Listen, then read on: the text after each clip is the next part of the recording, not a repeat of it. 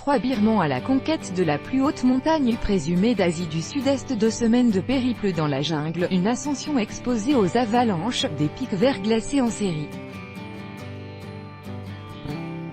3 Birmans s'entraînent sans relâche pour affronter le Kakaborazii et clore un débat grâce à un GPS. Cette montagne, conquise une seule fois à ce jour, est-elle ou non la plus haute d'Asie du Sud-Est?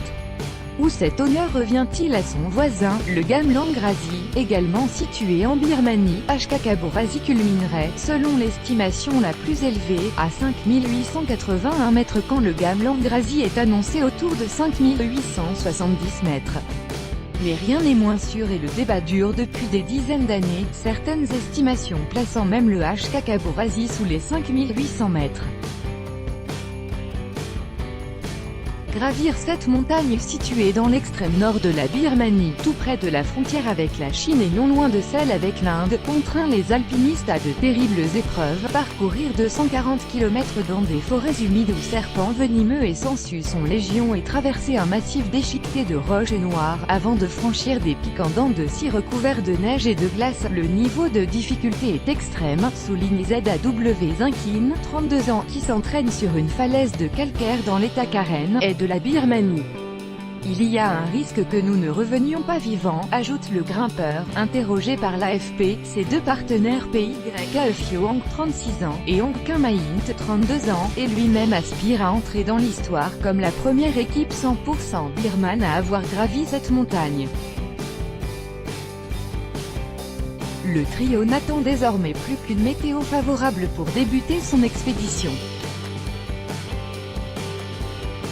Il a suivi un entraînement intensif, notamment au Népal, s'exerçant aussi à Rangoon dans un gymnase avec des masques pour apprendre à gérer au mieux le manque d'oxygène, plus difficile que l'Everest. Ang Maint prépare son matériel d'escalade pour un entraînement, le 8 juin 2018 en Birmanie. Copyright AFP, Yeong PYAFYO Ang est l'un des 2 alpinistes birmans à avoir déjà grimpé l'Everest.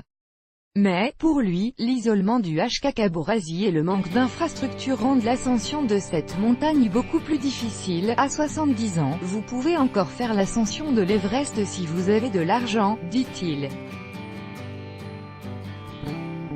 Les voies entre le camp de base et le sommet sont régulièrement entretenues, il y a beaucoup de porteurs et les secours par voie aérienne sont plus faciles à organiser, relève-t-il.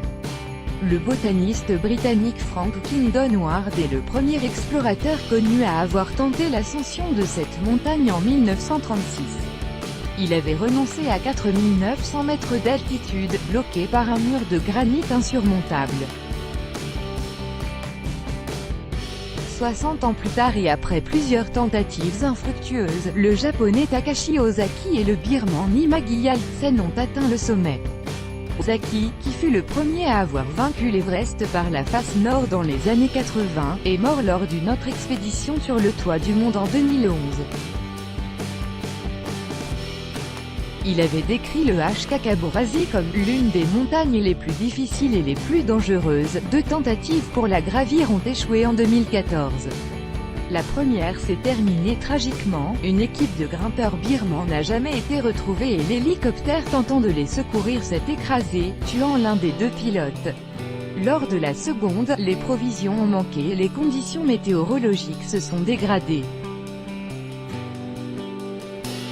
Les alpinistes se sont retrouvés face à une crête de glace cauchemardesque, haute de plusieurs dizaines de mètres et ont rebroussé chemin, se souvient Emily Harrington, ex-membre de l'équipe, jointe par l'AFP. Nous pensions que ce serait comme au Népal ou au Pakistan où la culture de la montagne est omniprésente. Mais ici, les gens ne sont pas habitués à accueillir des expéditions et nous avons dû transporter plus de choses par nous-mêmes, souligne la jeune femme de 31 ans.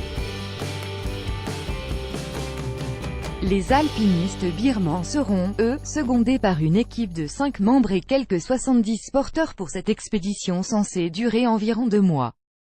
Plusieurs hélicoptères sont prévus pour d'éventuels secours. Si nous terminons l'ascension, nous pourrons être fiers d'être citoyens birmans, relève ZAW Zinkin. Il espère également provoquer des vocations dans son pays qui ne compte que quelques dizaines de passionnés d'alpinisme. Tout droit de reproduction et de représentation réservé. Copyright 2018, Agence France Presse.